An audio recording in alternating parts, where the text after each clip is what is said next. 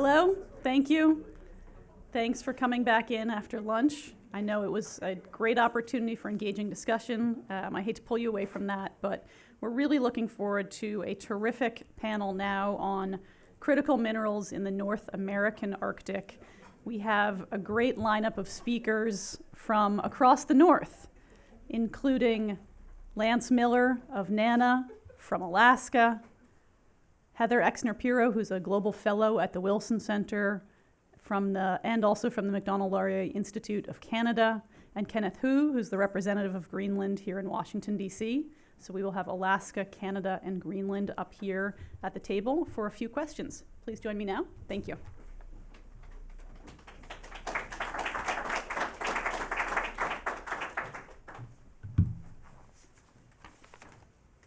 So Lance, you're here. Heather. So I'd like to kick off and ask each of you, by way of introducing yourselves and where you're from, to share with the audience, in person and online, what we need to know about the history of minerals development in your respective areas. Highlights of sort of the history, past trajectory, significant developments. Can we do sort of a level set here across the North? And perhaps we can start with you, Lance. Jeez, okay. Well, thanks. Thanks for having us here. So I know I was trying to figure out how to start that for Alaska, history level set. I guess, minerals have been around. I always like to go back a long time, thousands of years, mainly jade and copper. So indigenous people use those for tools. And then, in the context of kind of European history and where we are today, it's really been pretty recent. Everybody knows the gold rushes in Nome and Fairbanks kind of spawned off the Klondike in the 1800s. But I was thinking about where we are today. Today there's 5 metal mines in Alaska, large ones, 1 coal mine, and 1 smaller underground hard rock mine. If you go back to 1917, so it's not a little more than 100 years, there were 3 major mines in Alaska.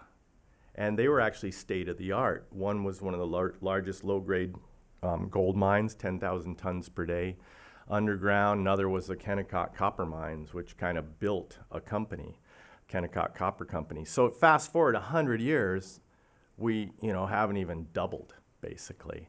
And interestingly, too, when you look at the mines today, only 2, maybe 3 of those are actually new or new areas. The other ones were in districts. They weren't identified as hard rock, but they were in districts that were placer mined before. So back to this, I know there's been a lot of discussion here about finding new things and where you look. You sort of know they're there, but we have not really found many new ones in Alaska.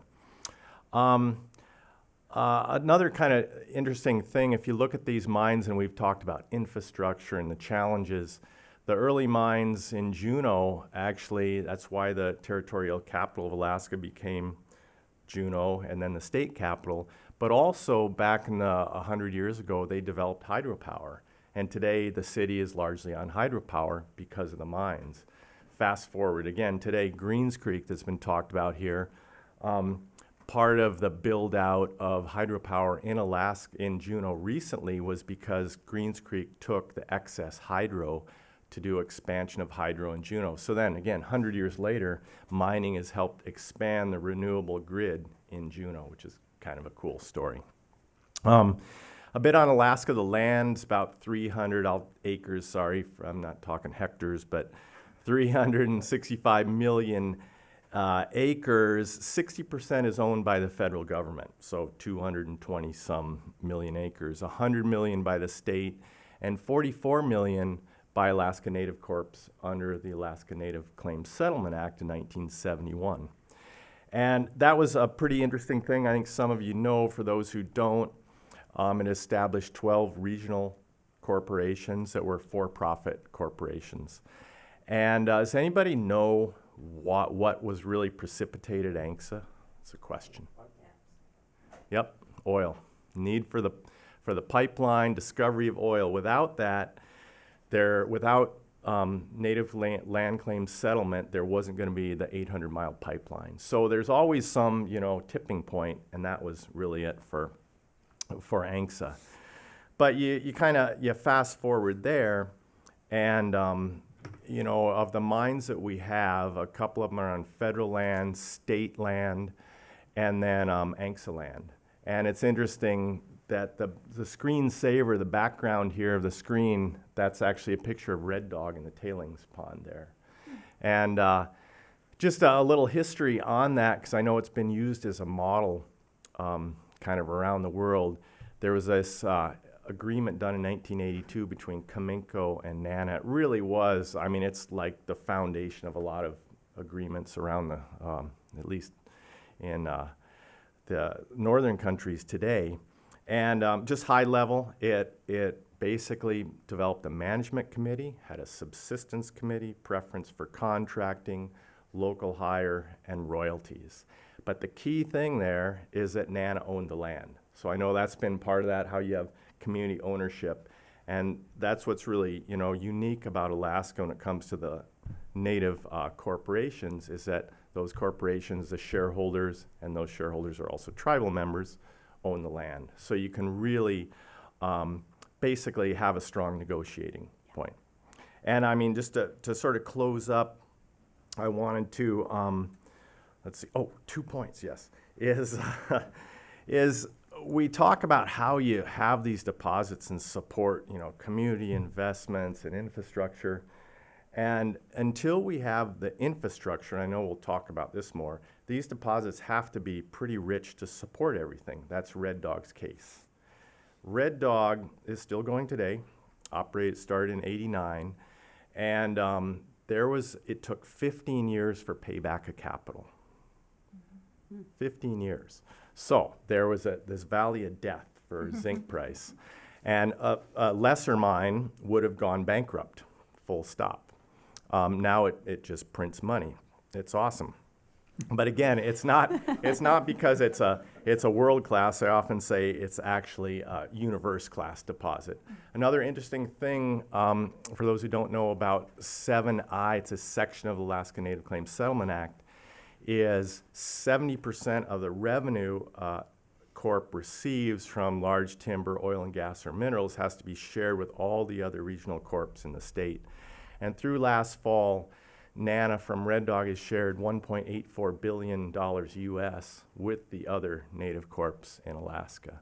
So that's, again, example how this mine, the screensaver on the side of the wall here, has really kind of permeated the whole state in that case.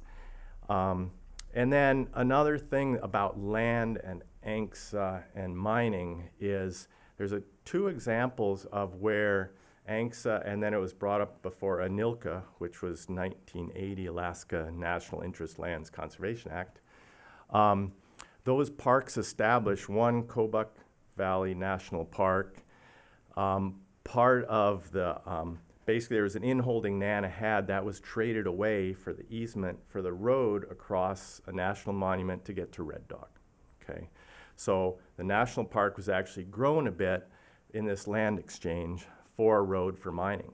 Another one is there's a project in advanced exploration that CIRI has, and that land was held out for mineral development by CIRI, but they gave up a bunch of other land that became and made possible Lake Clark National Park. So those are a few little tidbits I don't think people realize how ANCSA really played in to creating some of these national parks in Alaska, and the idea was preserving land for resource development. Great. Thank you, Lance. Thanks. Heather? Great. So I might take a different trajectory on the story of Canadian Arctic resources, but I think of it more, I guess, from a political scientist, geopolitical perspective. And I think for the last 10, 15 years, there's been the idea that there's a race for resources and it's a treasure trove, and that's kind of the headline or the first sentence of every article. But in the Canadian Arctic, that's really not the case. It has, I think, the kind of the lowest GDP, the lowest output of almost all the Arctic nations. Most of Canada's mining has taken place in the provincial north. And you had, great deposits in Sudbury and Labrador. Northern Saskatchewan has the uranium, BC, Northern Ontario, but very little actually in the territories. And because it's just prohibitively expensive, and I think someone said in our session before, it's 2.5 times more to develop a base metal mine in the territories than it is in southern Canada. And southern Canada isn't the most economic jurisdiction in the world either. That's already an expensive jurisdiction. So now we're talking about critical minerals. And if you look closely, and I think there's always this expectation that it just exists, it's outputting, we're going to get more, the mine's there for us to take, now we want to take it. But there's practically no critical minerals mining in the Canadian territories. What we have there is gold and diamonds, which are not critical minerals, and some iron, because there happens to be a world-class, universe-class deposit at the north end of Baffinland, which happened to be close to tidewater. Otherwise, it would never have been developed. So there was a rare earths mine, and we've been talking today like, oh, we'll invest in industrial policy and we'll just pay for it. There was a rare earths mine, boutique mine, very small, that actually stopped, that delayed operations in the spring because the market conditions were no good. A small copper mine in Yukon last month unexpectedly closed down because the conditions were not good. So copper and rare earths are not even happening at existing mines in the territories. So it's going to be a much harder road, I think, than we're all anticipating of getting critical minerals out of the Arctic. It feels like, it's a cache that we have just waiting there for us to do. But one thing I don't think we've talked about today is the market demand. At the price that you can afford Arctic critical minerals, is there a market for it? Will people drive EVs, and will they electrify things if it's 2.5 times the cost of what we're paying for metals today? And I think a lot of the mining companies are of the mind that no, they might not. That it's not 100%. Build 18 mines because we're going to need every single ounce that comes out of them. There's still a lot of uncertainty on what the demand is going to be for what cost. And maybe, I think you're going to ask about climate change, but the other big narrative is that climate change is making all this accessible. That's the word you always hear about the North American Arctic, accessible. And I always like to say it's making it slightly less inaccessible. So it is never a word to use, accessible, when thinking about mining and resource development in our Arctics, especially the northern parts. And we talked about some are more ice choked than others. Canadian Arctic, I think, is the most remote, the most difficult, the most expensive as a whole. So just a lot more difficulties, I think. It is not a slam dunk at all that the Canadian Arctic will be a place for us to get critical minerals, not in the next 10 years, and we'll see what happens in the next 25. Thank you, Heather. Kenneth. Thank you. I'll just give a little brief introduction to Greenland as such. I mean, we are an autonomous country in North America within the Kingdom of Denmark.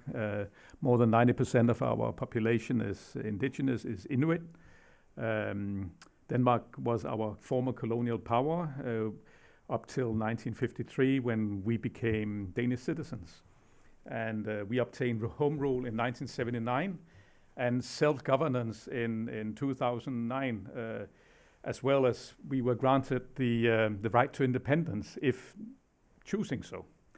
And a number of jurisdictions has been handed over from Denmark to Greenland since 1979, and minerals and mining in Greenland became the full jurisdiction of the government of Greenland back in 2010. So today you could say that everything you can breathe, smell, and touch in Greenland is basically the jurisdiction of the government of Greenland. And from 2019, we have had a MOU with the U.S. government on mining development, and for the time being, we only have 2 mines operating. But I believe we have a great mining history. The main case that I would like to present to you is the Ivitut mine in Danish, Ivitut in Greenlandic, in southwest Greenland. It was operational for 133 years, from 1854 until 1987. And it was located right next to a fjord, making it rather easy to export, and an ice-free fjord most of the time. It was a very productive mine, an economic success, and also a mine of great importance. it was a mineral called cryolite, and that was probably what we would call today a critical mineral. And that mine was the only place in the world where cryolite was possible to mine economically. Cryolite was used as a solvent for aluminum oxide in the refining of aluminum. It simply decreases the temperature in which you can melt aluminum from around 2,000 to 2,500 degrees down to around 1,000 degrees. So it means a lot in terms of the economics and how easy it is to mine and use aluminum. So it was a critical mine for the U.S. government. It was very important for the U.S. government to secure this mine after Denmark was occupied by the Germans back in 1940. And during World War II, the U.S. had access to the mine all the way through. They mined. There was a lot of mining going on, and this mining actually was one of the reasons why it was possible for the U.S. to produce large amounts of aluminum, which was essential for the production of fighter planes and so on. And so you could say that this mine was a part of the reason why the Allies won the war against the Axis powers. So this mine and its mineral was very critical back then. Today, when I look at this critical mining list of the U.S. government, then today we have some deposits which are approved for mining from the government of Greenland, and then we have a number of projects which is in the exploration stage. I would like to mention two projects which has been approved. That's the Ironbark project in northernmost Greenland. That's zinc and lead that we have there. It was approved, I think it was 4 years ago. And then we have the Tanbreeze project in South Greenland, which is a very large deposit as well as Ironbark is, and that's niobium, tantalum, zirconium, and different types of REEs, magnets mainly. And then we have these number of exploration projects which is going on. But these two ones, the first ones, they are in the process of being developed into actual mines in the financing process. And I would say that's a challenge. That's where the challenge very much is right now. Great. Thank you for sort of that orientation across your three areas, your three countries. I think now that we're sort of oriented, I would love to ask you three next to talk about the opportunities that you see for moving ahead with sustainable development of critical minerals in the North American Arctic, and also what the major challenges are that you can see with respect to Alaska, Canada, and Greenland. And Lance, if you don't mind, I'll start with you again. Sure. So opportunities. And one, I think, Senator spoke about this a little earlier today, but opportunity to educate folks, and we've talked about it here.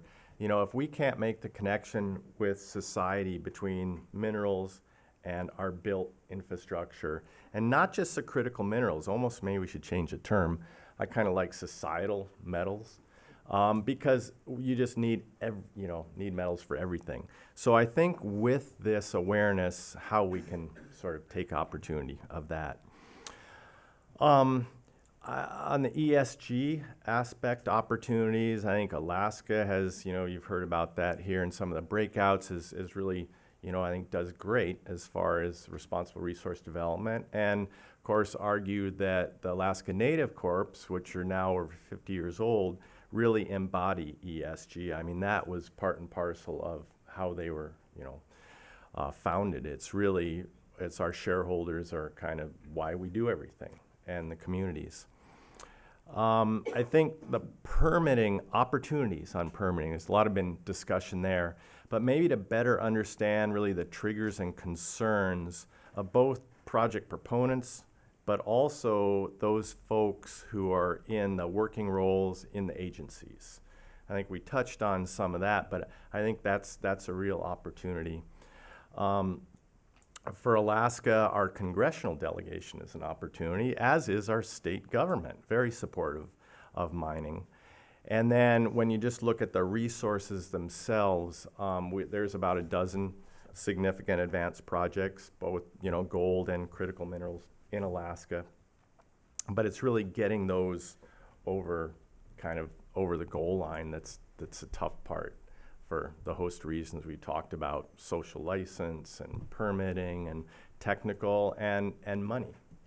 The markets, hitting those cycles, which maybe that goes more under the challenges. So, Are there any other challenges you want to identify that are specific to Alaska, or do you think it's... Oh yeah, that was a big list. So specific to Alaska, a lot of these are cross-cutting. It's a negative perception of mining that we've touched on. I do want to read something that's I think is kind of funny here. I was reading a USGS report. It's not funny at all. From 1920s, Alfred Brooks Range. USGS, again, he says, quote, "Lode gold, copper, and coal can, of course, be profitable only at locations served by steamers, railroads, or highways."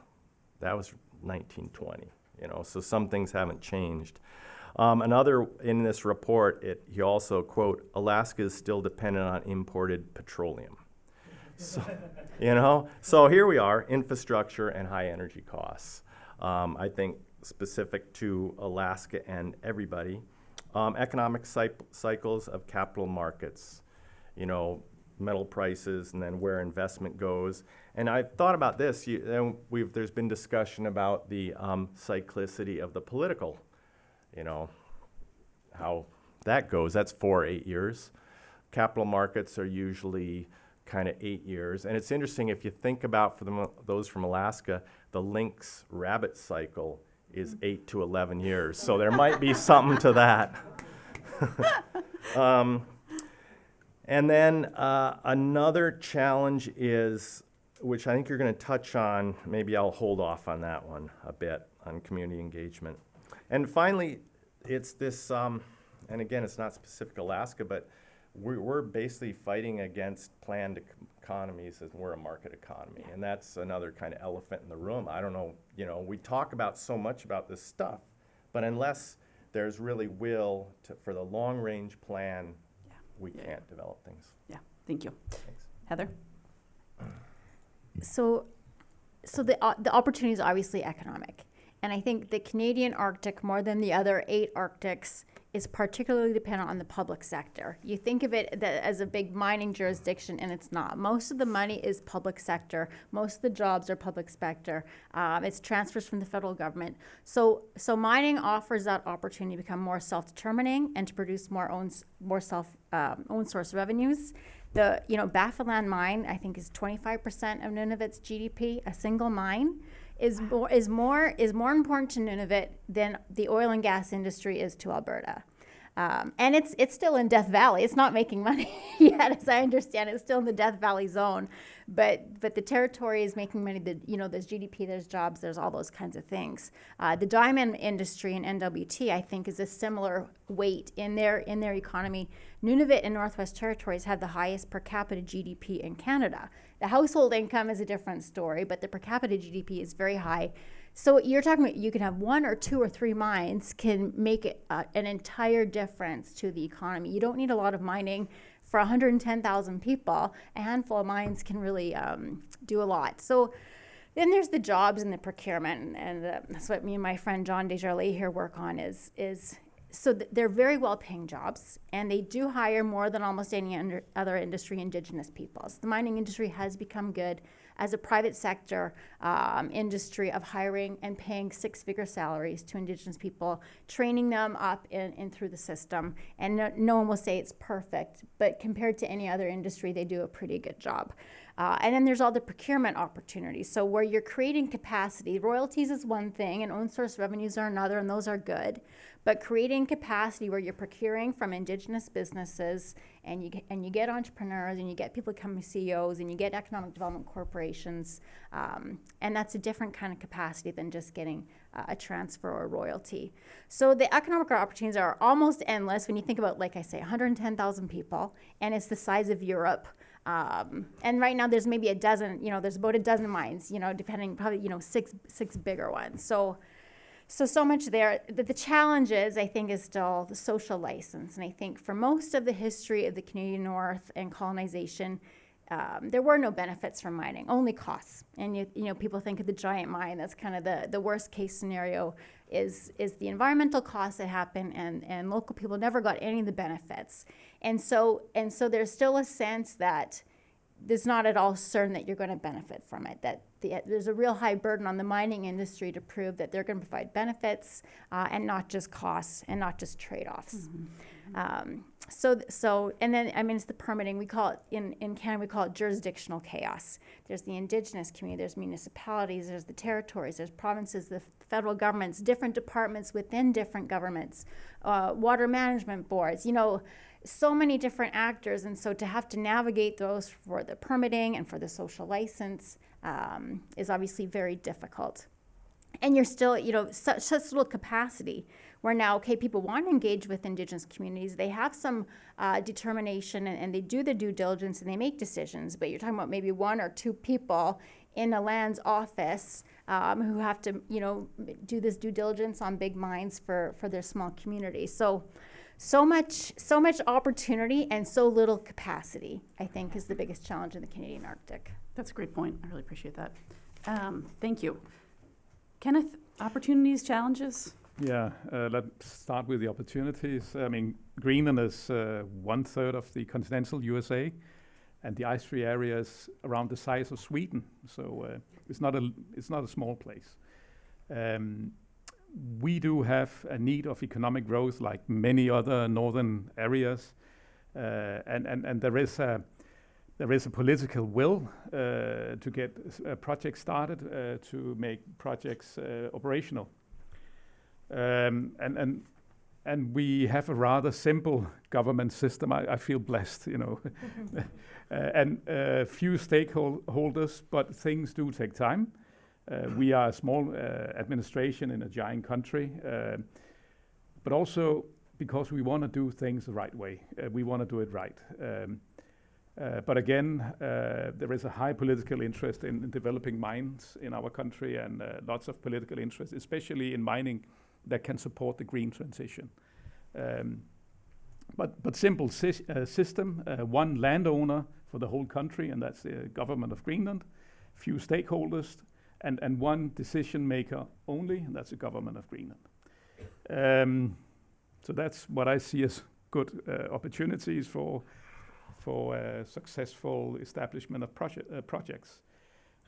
Challenges, as I said already, it's a giant country, and we have a lack of geological knowledge concerning large areas in Greenland. So we have a need for surveys, both aerial surveys and in situ surveys. We have had a very good cooperation with the US. It's been very positive indeed. But we need finances, we need financing schemes. We need, again, I can just mention that. We need more basic geological data in Greenland, especially in the northwest, in the north and the east. We need more investor knowledge about the conditions in Greenland and the possibilities for mining in Greenland and for ongoing projects in Greenland. And we actually have most of the critical minerals needed for the world today. And it's said that there is even larger geological potential in Greenland, especially again with the north and the northwest and the east, which we know way too little about. Greenland is geologically so diverse, so we have so much to offer. But saying all this, we are expecting new mines to be developed. in the years to come. And this includes mines within the critical mineral sector. I just want to say that within the last few years we have found a very interesting, how should I put it?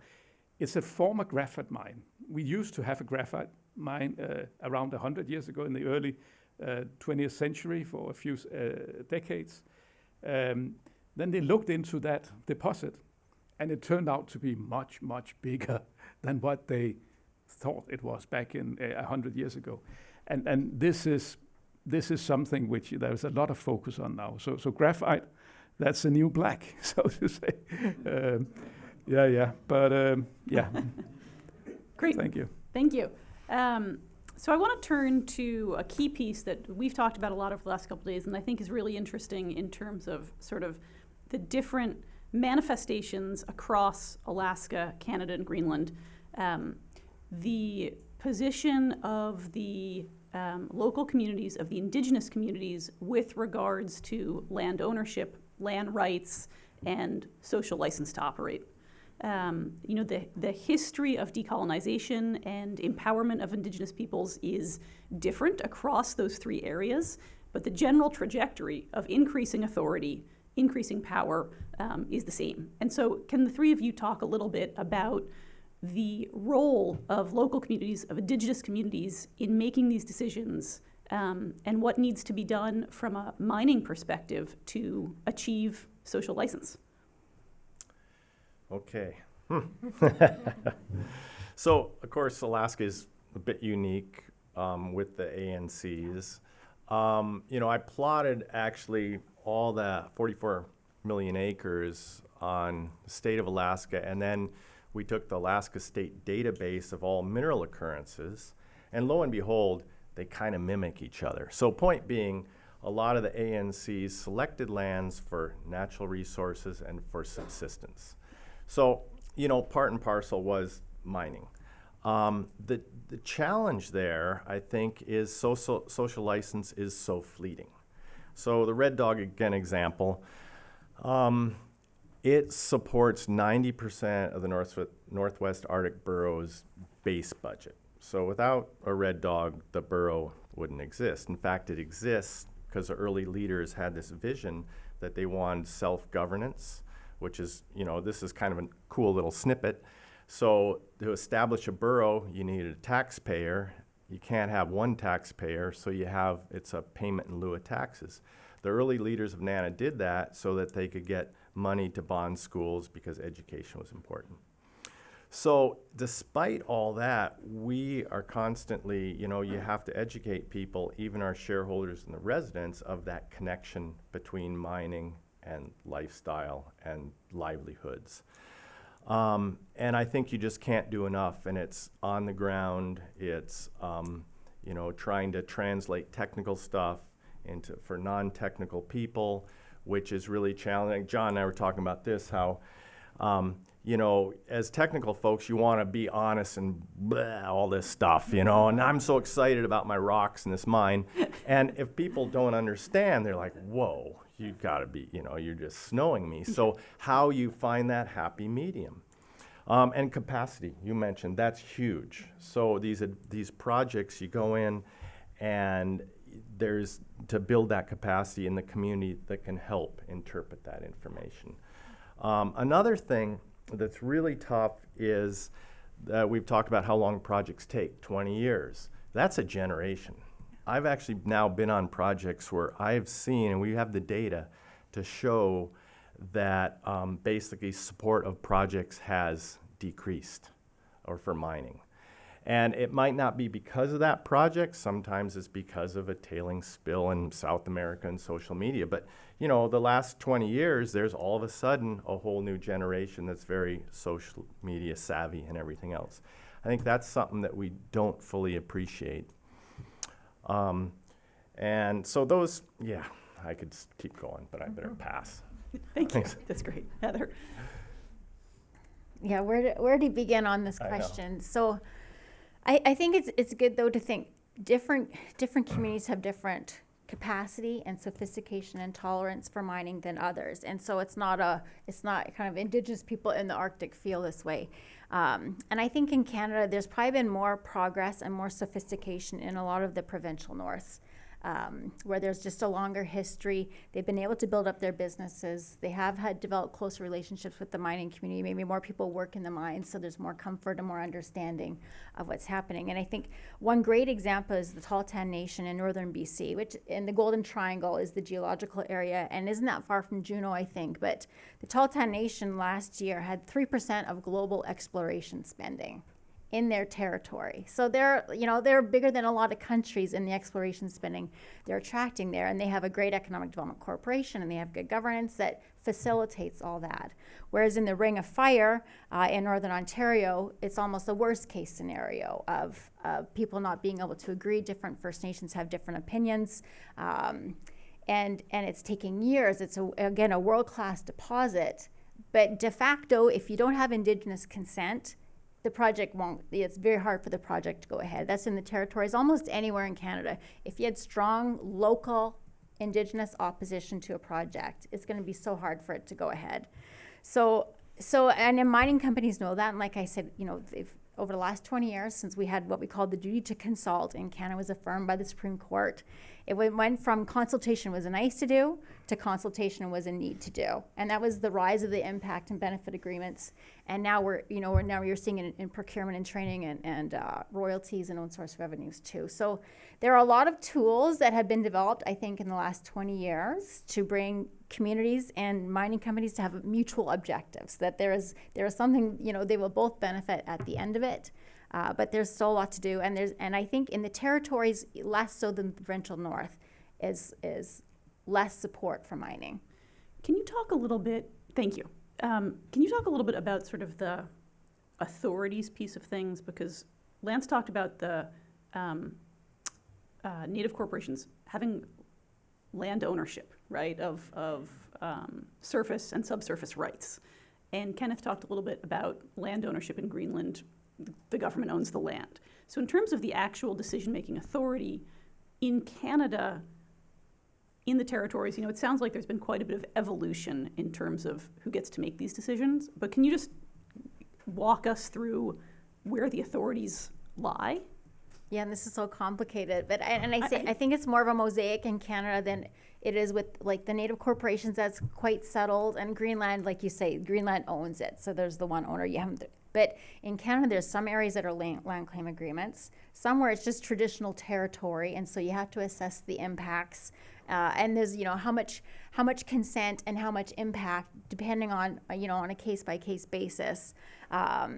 So it's different across, which makes it difficult, and different considerations, and there is no formula for how much impact, for how much consent is required, or how much accommodation is required.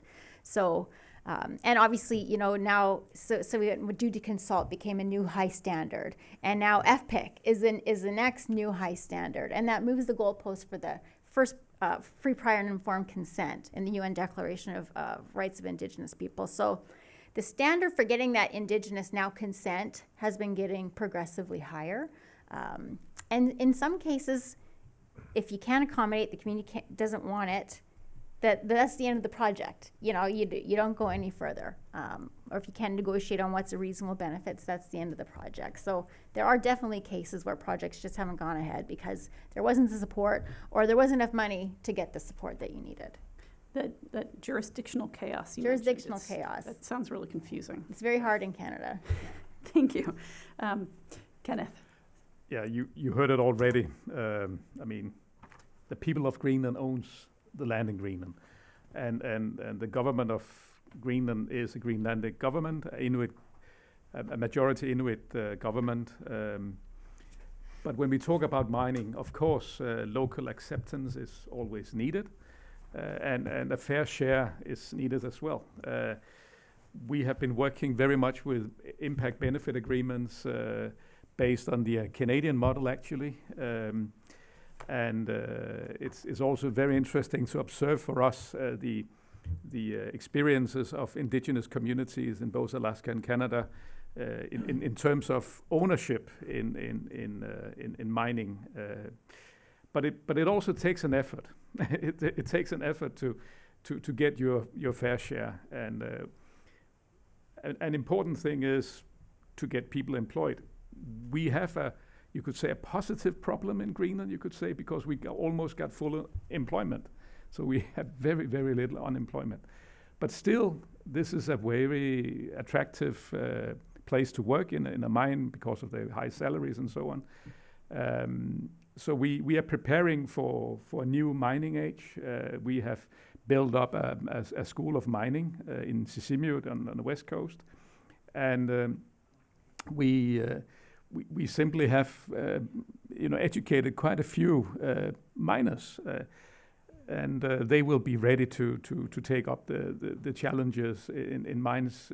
Right now, many of them are working in the construction industry in construction, for contractors and so on. But I think it's both a question of formalizing your demands, your piece of the cake that you need, but also to prepare for how you can actually get these efforts turned into something tangible. Yeah. Could I add one Please. more to this topic? And I didn't, in Alaska, it's just because there's ANC land and generally supportive. That's not always the case. Some ANCs really do not embrace mineral development. Additionally, I think the tribal aspect is pretty significant. As you've heard, there's half the tribes in the U.S. are in Alaska. Even though they are ANC shareholders, still, when you come to a village, you'll have sometimes a city government, you'll have the tribal government, then you'll have, the regional folks there. So it gets a little complicated, and it's not always easy. And I think, put another way, it's gotten harder. And in the case of the Ambler district, and since that's been out there in the news, about over 10 years ago, there was really strong support. That's why NANA did the agreement with Nova Copper. The village folks were like, we need something here. There's still support, but I think, again, these telescope projects, they take so long. You have new generation, and there's more information, so people start questioning things. So, and then you don't have some of the elder leadership around that really had that longer vision as well. So, a lot of layers to that, but. That's interesting. Maybe if I can just add, because you guys are, there's a lot of miners in the room, but mining is a boom and bust, volatile kind of cycle. And so there can be lots of promises made to communities, and this mine's going to go ahead. And then, they do the engagement and you do the work, but then the investment decision is put off or delayed because of commodity prices. Or you're preparing, people were trained up, spent 2 years, training to work at a mine, and then the mine didn't go ahead, or it shut in for a little while. So there's very different expectations, I think, from the community, and then what is, in the business cycle also going to happen. And I don't know if it's always transparent or if it's just different languages, but I think that's part of the problem too, of sometimes what people are promised or expect. Yep. In the best case scenario that is offered, the vision that is offered, doesn't usually probably, become reality. Well, and projects change hands, really. So they'll go from, even if it's the same company, sometimes it's a different project manager, and that person may have a different style. And that can either really help or hurt a project. Yeah. So. That makes a lot of sense. So I want to turn now to sort of the purpose of this panel, which is looking across North America, from Alaska to Greenland. Is there space for improving cooperation, maybe information sharing? How can Alaska, Canada, and Greenland learn from each other and cooperate, recognizing some of the shared challenges we've talked about, certainly common opportunities, and again, I think we see the North American deposits of these critical minerals as so secure, right? They're badly needed, and they're located in close proximity to the United States, right? If not in Alaska. So what's the space there for working together or developing some kind of North American strategy? Yeah, we already have. I think it's this, we'll have the Pan-Arctic, fully integrated mining entity now. So there's several. And, a Greenland delegation was actually, and Kenneth was over there, has been to Alaska. There's a lot of sharing. We work with colleagues in Canada. I think another one, back to Indigenous, is Inuit connection right across the top is huge. From Alaska to northern Canada to Greenland as well. And then, as we've talked, a lot of these are cross-cutting. And speaking of Canada and Greenland, U.S., the Arctic Economic Council developed a paper in 2019 called Mineral Development in the Arctic. And I'll just mention those. There's 5 pillars that we've hammered here, but it's interesting when I look back at it. Human capital, built infrastructure, solid, predictable regulatory and permitting framework, data sharing and accessibility, and economic viability. And so if anybody wants to look, go to AEC, and it's on there. We were involved, Agnico Eagle and others, but it was with folks, on the AEC. So I think it's huge, the opportunities, and Kenneth and I were just talking about some other things around Greenland with Alaska. When I was there, and I think I was there in 2013 and stuff. So I think the other one, just to final note, is really kind of hosting delegations, but people that you have to have the right people that can carry that message back or share those experiences or those practices. And I think that's another thing. Sometimes we have these trips, and they're a great trip, but you have to have the right people that can really disseminate that knowledge. And Great, thank you. So I have 2. One is at kind of the high strategic level, and it was after the last commodities boom and oil and gas, offshore drilling in the Arctic. There was such a narrative around keeping the Arctic pristine and not developing it. And there was lots of, there was Greenpeace saved the Arctic, and that was oil, but there was still a sense of don't invest in the Arctic. You're a bad person if you do extractive resources. It's not ESG. You have reputational risk if you were to do it. If you were to ship through the Arctic, that would be bad. There was a bunch of companies that signed on, banks saying we won't ship through the Arctic. So there was really an Arctic-wide perception that this is a pristine area that you shouldn't do business in, and you're a bad person if you do, which is not good for most of the people of these Arctic places that wanted to have jobs and own source revenues and economic development. And so I think having Alaska and the territories and Greenland say with the united voice, we do want development, we're open for business, this is a place that you should invest in, and we aren't victims, we know what's a good deal for us or not. And so I think if there's a common voice of that, that's very helpful. But for a long time, there was, from a southern urban perspective, just this idea that Arctic development is bad in general. So there's that common voice of how can we do this responsibly in our own interests. Mm-hmm. And then there's the best practices sharing that we've seen with Indigenous communities. And I don't even know if Lance knows this or most people know this, but the Native Corporation model got translated into Canada as the Economic Development Corporation, the community EDC, and very different legal context, but it was, so it's a different beast, but we adopted it. We have development corps, and that has really transformed Indigenous economic development and business development, having these community-owned ECDEV corps, and they become much more sophisticated. And it's really the resource industry that would kick off a lot of these. Now, I think there's a couple hundred, but the first view was there's a mine, we need to set up an economic development corporation so that we can get contracts and benefit from this particular development. So those kinds of best practices and models, and now we're sharing, what's the best practice in procurement? What's the best practice in workforce development? What's the best practice in infrastructure development and some joint community, resource infrastructure development? And I think equity and community ownership that we're talking about. So being able to share across what are similar indigenous kind of governed areas of what is the best practice there. And I'll say again, I'll refer to my friend John again, but northern Saskatchewan, we're from Saskatchewan, has obviously a great uranium deposit. And Cameco, the company there, has a really good history, actually, one of the first to have really good indigenous engagement and a strong workforce. And I know John went to Greenland, for example, a couple of years ago to talk about uranium mining and how the indigenous communities in Saskatchewan, mitigated the risks and benefited from uranium mining and all the things you could do on the environmental side, why the science was sound and why they were comfortable with it. And it didn't work out, but he tried his best.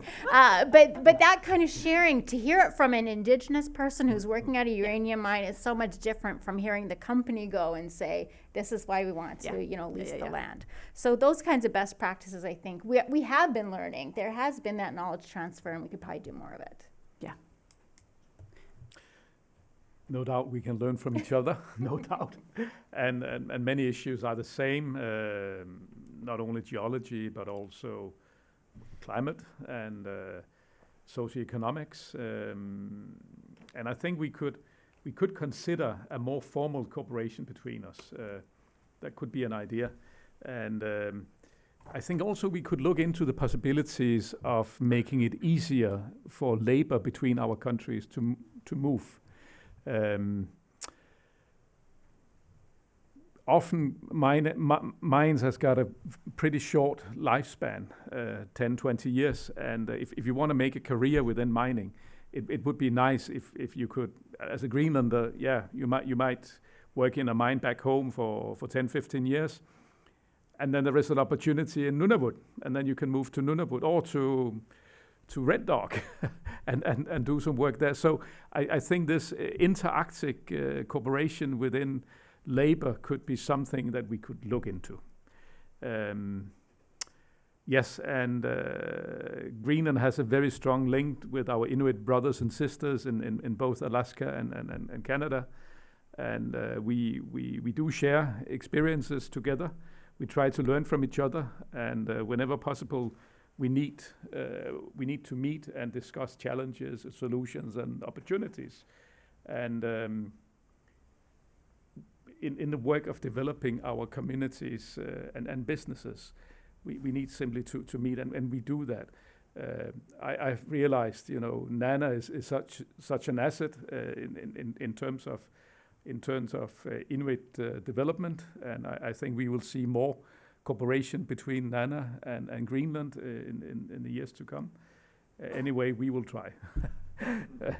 And one other thing that I was wondering about this morning was the Greenlandic mining has very much been done in the southwestern part of the country, where it's pretty accessible. We got very little ice. We do have ice, but very little. While many of the Alaskan or the Canadian mines has been established in areas in the middle of nowhere, as you say. And the experiences from Alaska and from Canada could be beneficial when we are talking about the areas, the final frontier, you could say, which is East Greenland, North Greenland, and Northwest Greenland. When we are going to develop mines in those areas, we have had very little mining activities in those areas, and they are difficult. They are indeed difficult.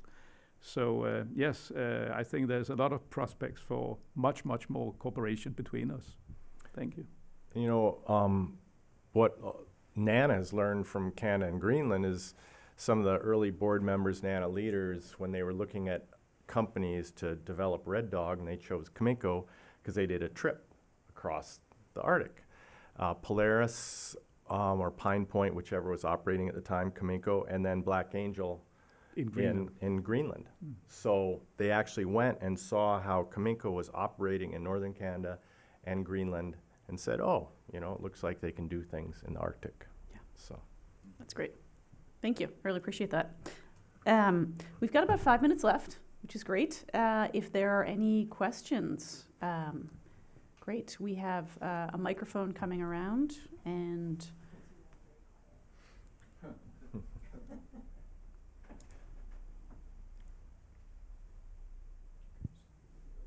okay, thank you. First of all, thank you. I think this has been very interesting. And I want to ask a question that connects something that we were talking about yesterday to something that we were talking about this morning and what the three of you made me think of here. So workforce development and the East-West conversation, and I think that this really represents the East to West conversation that we've been talking about. Well, what about bringing it into the workforce development aspects of it and have a sort of what I would call study abroad or training away kind of opportunity between the three countries where best practices and training at the workforce level, not just at the operations level, could happen on an individual basis to develop skilled workers? Great question. Couldn't agree more. Yeah. Yes. Done. You mean actually bring workers to a mine like in Alaska or Nunavut from Greenland? Yeah. And of course, there was a sharing. I think the Delta Mine Training Program, Greenland's been there. University of Rajiv, who used to be at Fairbanks, went to Sismute. So there's that level. But you're saying actually people do a secondment at a mine. Yeah. An opportunity, Sure. right, Yep. for the workers. Yep. And there might be even opportunities Yep. for people Sure. from Nunavut going to our mining school in Sisimiut. Exactly.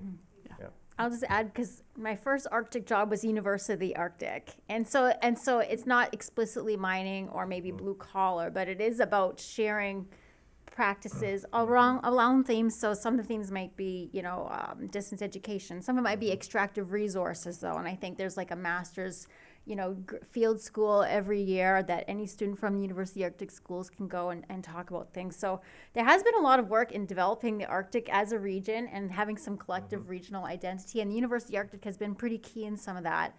Especially, I think it does the best work at a master's level of bringing different graduate students from these countries together, but undergraduate also. So not explicitly mining, but it's a great model to, maybe be a bit more technical on those sides too. Great, thank you. I think we have time for maybe one more quick question or comment. And just excuse my ignorance, Ken, but in Greenland, you said the government owns the land. So, and how about, are Greenlanders all identify as Greenlanders, or are there Inuit Greenlanders and European Greenlanders? Politically, is there a difference, or is there a... We are all Greenlanders, but of course we are mixed. We have been together, Inuit and Europeans have been living together in Greenland for the last a little bit more than 300 years. So we are, I think we are very comparable with the situation in North America. We are just, ethnically very mixed If I just add in all respects. it's been described to me as post-colonial, and we're still a little bit in the colonial space in Canada, but Greenland is much more post-colonial than we are. Yeah, great. Okay, thank you all very much. I'm going to thank our panelists and wrap us up at 2:15. Before we give them a nice round of applause to wrap up, I'll just note that what we're going to do next is take a quick break for health break, refill your cups of coffee, and then we're going to go into our last working sessions. And so again, folks can kind of float in and out of those working sessions if you need to get some more coffee or grab a snack. But we'll be back across the foyer in the boardroom for community ownership. Heather is one of our co-moderators for that. Thank you. And then downstairs on the 5th floor, we're having a working group on supply chains. And Brett and Aaron are our moderators for that. So quick health break, grab some coffee, we'll head into our last discussion sessions, and then we'll reconvene back here in a couple hours for concluding remarks, and then we will wish you all goodbye. So thank you again, and thanks to this fantastic East-West panel.